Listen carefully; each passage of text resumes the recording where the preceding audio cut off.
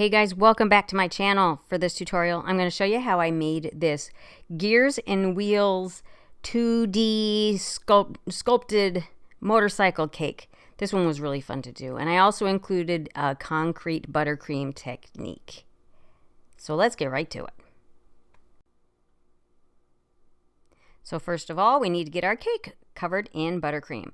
This is just my crusting American buttercream, and the cake was a carrot cake filled with cream cheese, which means we needed to do a thickened dam to keep the cream cheese inside as the filling, because otherwise it can squish out the sides because it is a softer buttercream. And for the final coating of buttercream, I'm using Color Mill concrete gray. It's just called concrete, and I'm doing two shades of it, one darker and one lighter. So what I'm doing on the little bowl, is I'm just putting some of both in there, and I'm just using my spatula to kind of roughly mix them together. I want the two tones. I don't necessarily want marbling, so it's mixed a little bit more than it would be if you were marbling it, but I definitely want the two tones blended together, if that makes sense. So I'm just using my spatula, and I'm just putting dollops on the cake, not spreading them too far. And then here and there adding like a little bit of more of the light, and other places a little bit more of the dark. Now you're gonna smooth the outside. You're just getting rid of the bulk. Don't worry, it kind of looks messy at that point, but you put it in your freezer for about 20 minutes. With the crusting American, I like to only do about 20 minutes. Otherwise, it gets really hard to scrape it off, because that's what you're basically doing, is using a metal scraper and scraping off the extra to bring out the colors that are underneath. It's more of kind of a gray watercolor technique, or final look that I got there. And then I used a scraper, and I just kind of put lines in it and a brush and put little dots in it right here, just kind of poking dots in it. And then I just fill in those dots and those lines with the darker color to get another level of texture and interest in it. And then scrape off the excess, but don't worry about leaving. You can leave some extra pieces or spots where the buttercream is not completely scraped off. That's fine. It's not supposed to look like a finished, soft, perfect finished surface. It's supposed to look a little rougher, kind of goes with the theme. And then when we got that where we want it, put it in your refrigerator for 20 minutes or your freezer for 10 minutes to let it cool and firm up. In the meantime, we're going to go ahead and start making some decorations. Some of these I made the day before. These are the geometric pattern ones. I just did triangles. I thought that would be the easiest, not, different shapes of triangles. And I just used the black, the dark blue, and it's a mixture of white and black and gray that I had left over from another project. And I'm just rolling them out till about a quarter of an inch thickness. And some of them I am pressing, well, most of them I believe. Some of the, I guess the gray, the marbled, I didn't put a pattern on, but the black and the blue, I did do different silicone or texture mats to give them some what's the word I'm looking for? Patterns or texture, but more masculine texture, if that makes sense. There's a word. I'm not coming up with the word again. I do that a lot. Then we're just going to put those on our foam mat and let them dry overnight. And now we're going to make some wheels and some gears. The gear, all of the pink and the white molds that I have, I got on Amazon. This one here, the yellow ones, I made myself years ago when I was doing kids cakes a lot. I used my kids' wheels from their toys, and I used a product I can get at the hobby store to make your own molds. Maybe I'll do a video on that sometime.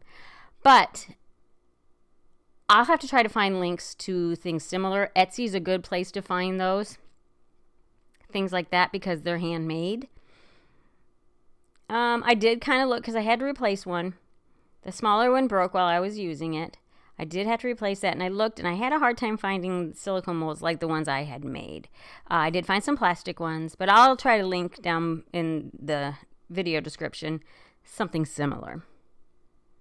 And then I just used candy melts, and I used almond bark.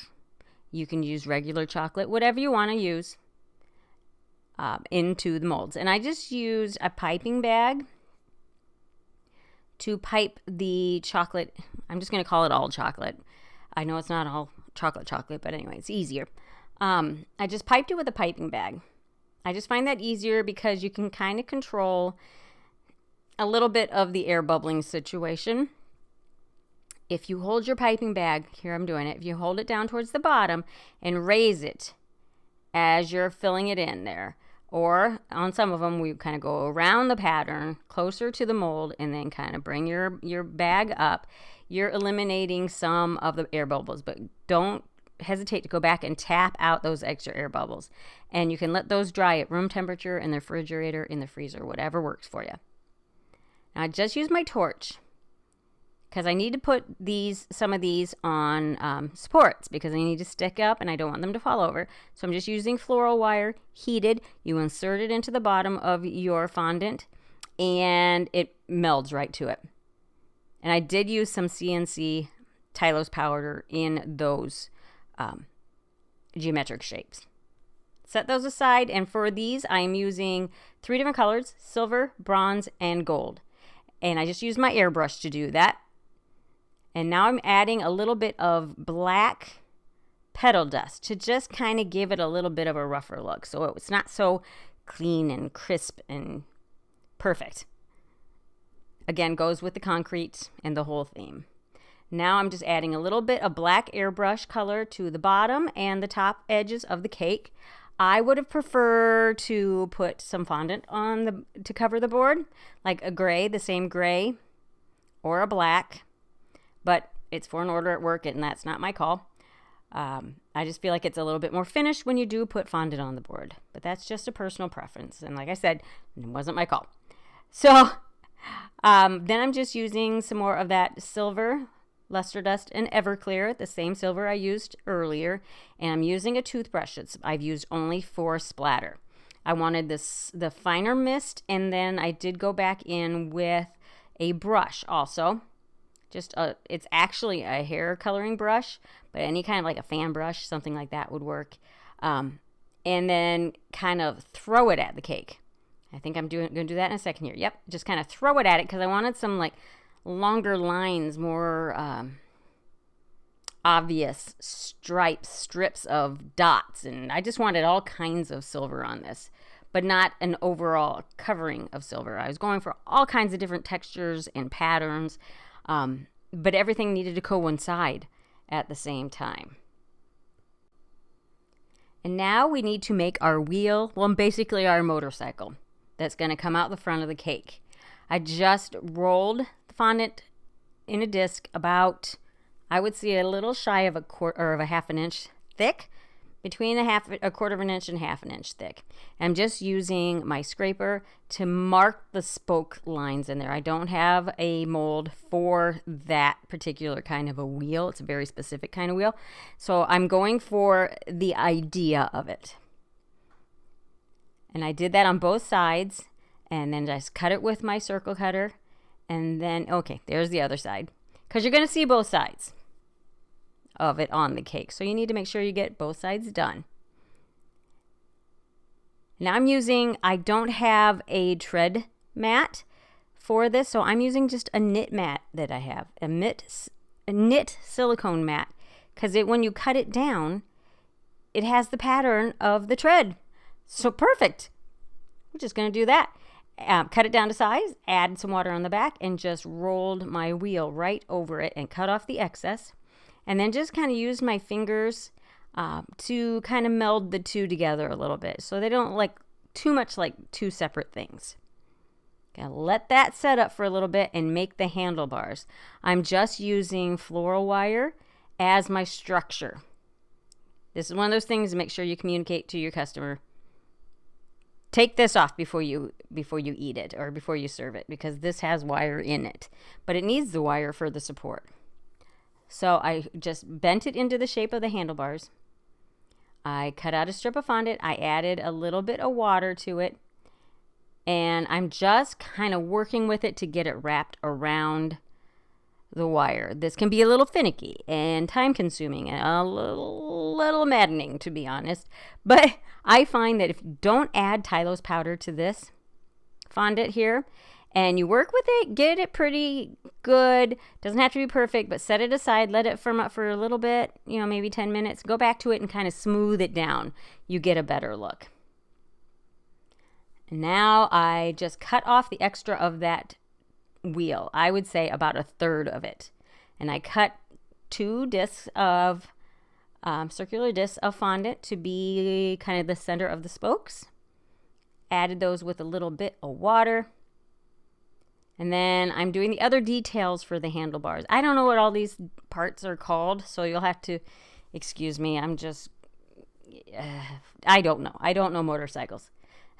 So those 2 pieces underneath the handlebars were leftover pieces from the knit mat. They have that pattern on them still, so it kind of looks like the striped, the indents that you would see in motorcycle parts. I wish I had the words. And then the part that holds the tire to the frame is just another rolled out piece of log of fondant, rolled out pretty thin. And then I just attached them all together with some water.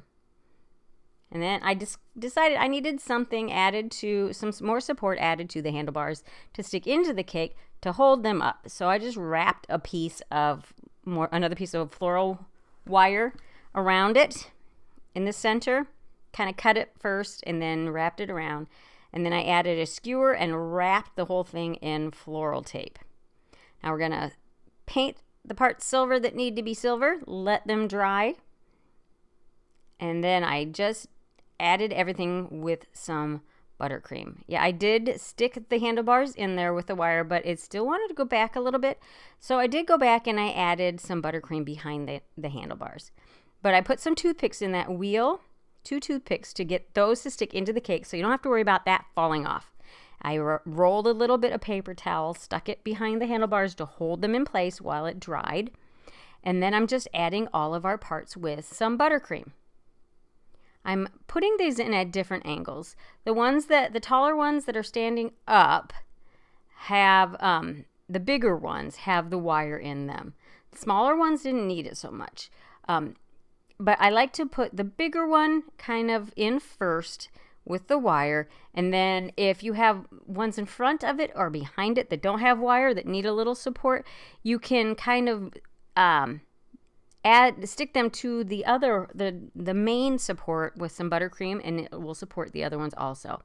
Now I added some pieces in the sides, some of the gears cut down. Those are cut down to kind of give the look, finish off the look really. And then I'm just adding a little bit of ribbon around the bottom of the board to finish off our entire look. And there it is, guys, all done. I really think it's cool. I hope you liked it. I hope you got something from it, and we'll catch you next time.